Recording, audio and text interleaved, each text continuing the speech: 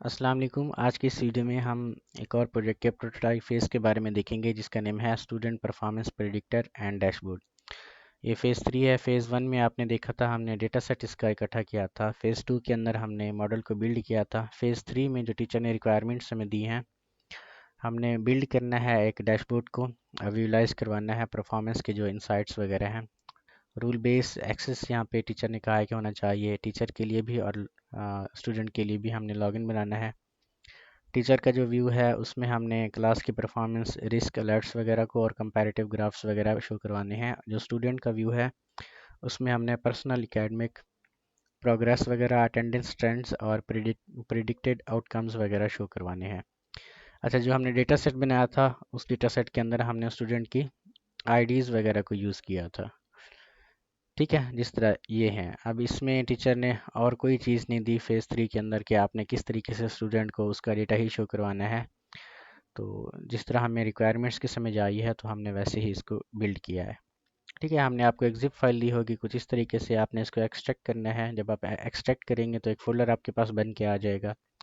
जिस फोल्डर के अंदर आपकी manage.py की फ़ाइल हो, इस फोल्डर को आपने पाथ के ऊपर जाना है और यहाँ पे cmd आपने लिखना है। जब आप cmd लिखेंगे तो यहाँ पे एक कोड स्पेस डॉट ये आपने एंटर करना है। तो VS कोड के अंदर आपका ये फोल्डर जो है सारे का सारा ओपन होके आ जाएगा। ठीक है।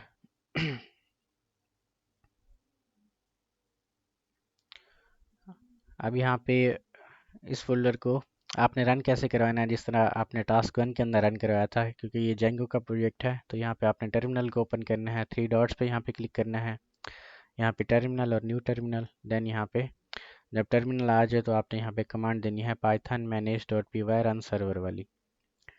ठीक है। पहली बार जब आप ये कमांड देंगे तो आपको मॉड्यूल्स एरर वगैरह आएंगे। एक बार सारी चीज़ें आपकी फिट होगी, मतलब मॉड्यूल्स वगैरह आपने इंस्टॉल करवा लिए एक और वीडियो को देख के, तो आपके पास एक लिंक आ जाएगा। इस लिंक को आपने कॉपी करना है जिस तरह जेंगो का लिंक आपके पास होता है। ठीक है। फिर जाके आपने किसी भी ब्राउज़र के अंदर ये लिंक पेस्ट करना है। यहाँ से हम कॉपी करते हैं इसको, फिर एक ब्राउज़र को लेते हैं हम यहाँ पे और यहाँ पे जाके पेस्ट कर लेते हैं। ठीक है। तो कुछ इस तरीके से हमारे पास इसका जो होम पेज है या लैंडिंग पेज है वो आ जाएगा। ठीक है। और यहाँ पे आपने गेट स्टार्टेड के ऊपर जाना है। यहाँ पे सबसे पहले रजिस्ट्रेशन करवा लेनी है यूज़र्स की, देन आपने इसको लॉगिन करवाना है। ठीक है। तो यहाँ पे सबसे पहले हम टीचर को रजिस्टर करवा लेते हैं। टीचर का जो नेम लेते हैं हम टीचर, और इसका जो फुल नेम है वो हम ले लेते हैं। ठीक है। इसका जो ईमेल है ये वाला हम ले लेते हैं, और पासवर्ड हम इसका 123 ले लेते हैं, और कंफर्म पासवर्ड भी 123। इसका जो रूल होगा, यहाँ पे आपने टीचर को सिलेक्ट करना है, साइन अप पे क्लिक करेंगे तो ये साइन अप हो जाएगा। ठीक है। और यहाँ पे आपने फिर इसको लॉगिन करना है। इसका जो ईमेल है आपने वही देना है जो अभी हमने दिया है, पासवर्ड भी आपने वही देना है। लॉगिन पे क्लिक करेंगे तो ये टीचर अपने होम पेज के ऊपर रिडायरेक्ट होके आ जाएगा। ठीक है। थोड़ा सा ये टाइम लेगा क्योंकि पाइथन की लाइब्रेरीज़ को लोड होने में टाइम लगता है। इसमें हमने एक डेटा सेट लोड कराया हुआ है, उसी डेटा सेट की बेस पे टीचर सारे के सारे जो इनरोल्ड स्टूडेंट्स हैं उनको देख सकता है। रिस्क के ऊपर कितने स्टूडेंट्स हैं और हाई परफॉर्मेंस कितने स्टूडेंट्स हैं वो भी यहाँ पे टीचर देख सकता है। चार्ट्स वगैरह हमने विजिबल कराए हुए हैं, जिसमें एट रिस्क कितने स्टूडेंट हैं, कितने फेल हैं, कितने आपके जो हैं गुड हैं और कितने आपके पास हैं एक्सीलेंट हैं। ठीक है। इसी तरह हमने ये वाला चार्ट भी शो कराया हुआ है, अटेंडेंस वर्सेस जीपीए मैट्रिक्स। ठीक है। इसके बाद 10 स्टूडेंट्स की हमने लिस्ट वगैरह यहाँ पे बनाई हुई है। जो भी आपके डेटा सेट के अंदर स्टूडेंट्स थे रैंडमली आपके पास यहाँ पे जनरेट होके आ गए हैं। ठीक है। टीचर यहाँ पे किसी भी स्टूडेंट्स, अपनी क्लास के किसी भी स्टूडेंट्स का यहाँ पे डेटा चेक कर सकता है मॉडल के थ्रू। ठीक है। हमने आपको जो डेटा सेट दिया था उसी डेटा सेट को आपने यहाँ पे यूज़ करना है। जो डेटा सेट हमने दिया था वो ये वाला डेटा सेट आपके पास था। ठीक है। इस डेटा सेट के अंदर से आपने स्टूडेंट की आईडी वगैरह कॉपी करनी है यहाँ से। ठीक है। और इसी स्टूडेंट की आईडी को जाके यहाँ पे पेस्ट करना है। प्रेडिक्ट पे क्लिक करेंगे तो उस स्टूडेंट का जो डायग्नोस्टिक रिजल्ट है वो यहाँ पे आपके पास आ जाएगा कि वो एट रिस्क के ऊपर है, कितने कॉन्फिडेंस के साथ हमारा जो मॉडल है वो प्रिडिक्ट करके दे रहा है। ठीक है, इस तरह से अगर यहाँ पे चेक करें तो ये स्टूडेंट गुड में था। ठीक है, सम टाइम हमारा जो मॉडल है वो लो भी रिजल्ट दे सकता है और सम टाइम हाई रिजल्ट्स भी जनरेट करके दे सकता है। ठीक है, जैसे अभी ये वाला जो स्टूडेंट है हमारा एट रिस्क पे है, तो इस स्टूडेंट को हम यहाँ पे चेक कर लेते हैं। ठीक है, तो ये एट रिस्क पे है 55%। ठीक है, और एक और स्टूडेंट यहाँ से हम ले लेते हैं, ये फेल है हमारे पास स्टूडेंट, तो यहाँ से कॉपी करते हैं और जाके पेस्ट करते हैं, प्रेडिक्ट पे क्लिक करेंगे तो यहाँ पे फेल है ये हमारे पास स्टूडेंट। ठीक है, ये कॉन्फिडेंस भी बढ़ गया है। ठीक है, अब ये चीज़ें आपके पास कैसे हो के यहाँ पे आ रही हैं, तो यहाँ पे आपने सबसे पहले माई ऐप के अंदर जाना है और इसमें आपके पास एक views.py की फाइल पड़ी होगी। ठीक है, इसको हम थोड़ा सा एक्सप्लेन करते हैं। जब हम फर्स्ट राउट के ऊपर आए थे index.html वो हमारे पास था, जिसमें हम टेम्पलेट्स के अंदर एक हमने HTML पेज बनाया हुआ है index.html का, इसको रेंडर करवा रहे थे। ठीक है, इसी तरह रजिस्ट्रेशन का हमारे पास व्यू था। हम सबसे पहले चेक करते हैं फॉर्म का डेटा। जैसे यूज़र पोस्ट के ऊपर क्लिक करता है डेटा को, ठीक है, यहाँ से लॉग आउट करवाते हैं। अगर हम रजिस्टर के ऊपर जाएं, जैसे ही यूज़र यहाँ पे साइन अप पे क्लिक करता है, फार्म का डेटा आपके पास पोस्ट होता है। फिर हम चेक करते हैं कि वो वाला जो यूज़र है वो वैलिडेट है या नहीं। ठीक है, अगर तो यूज़र वैलिड है फिर हम उसके ईमेल वगैरह को चेक करते हैं कि पहले से वो ईमेल हमारे पास एग्जिस्ट करता है या नहीं। इसी तरह यूज़र नेम को भी चेक करते हैं, यानी वैलिडेट कर रहे हैं हम सारी चीज़ों को। अगर सारी चीज़ें यहाँ पे ठीक हो गई तो फिर जो फार्म का डेटा है वो यहाँ पे पोस्ट होता है और सेव हो जाता है आपके डेटाबेस के अंदर। डेटाबेस हमने कहाँ पे बनाया हुआ है, ये मॉडल्स डॉट पी वाई की फाइल के अंदर जाएंगे तो एक कस्टम यूज़र का हमारे पास मॉडल बना हुआ है। ठीक है, इसमें हमने जितने भी आपके पास यूज़र्स का डेटा होगा लाइक के टीचर और स्टूडेंट्स का, वो यहाँ पे आ जाएगा। ठीक है, इसके बाद फिर लॉगिन का व्यू आपके पास आएगा। जैसे यूज़र लॉगिन करेगा तो लॉगिन के क्रेडेंशियल्स वगैरह चेक होंगे आपके कस्टम यूज़र वाले फॉर्म के अंदर से। ठीक है, फिर इस यूज़र को लॉगिन करके उसके रूल के ऊपर हमने डायरेक्ट रीडायरेक्ट कर देना है उसके डैशबोर्ड के ऊपर। अभी जैसे हमारे पास टीचर डैशबोर्ड था, ठीक है, तो यहाँ पे टीचर रीडायरेक्ट होकर इस डैशबोर्ड के ऊपर आ गया है। इसके अंदर हमने चेक किया हुआ है कि यूज़र कौन सा लॉग्ड इन है। ठीक है, यानी उसके रोल वगैरह को सेशन में से हमने लिया हुआ है। फिर यहाँ पे CSV फाइल जो हमारे पास थी उसको हमने लोड कराया हुआ है, उसमें से जितने भी स्टूडेंट्स हैं उनको हमने लिया हुआ है। ठीक है, उनकी लेंथ वगैरह ली हुई है, जो कि लेंथ हमारी कहाँ पे आके विजिबल हो रही है वो हम रेंडर करवा रहे हैं यहाँ पे टोटल एनरोल स्टूडेंट्स में। इसी तरह एट रिस्क वाले स्टूडेंट्स को भी काउंट करके हमने लिया हुआ है सम फंक्शन की मदद से, वो यहाँ पे आ जाएगा। हाई परफॉर्मेंस वाले भी यहाँ पे आ जाएंगे।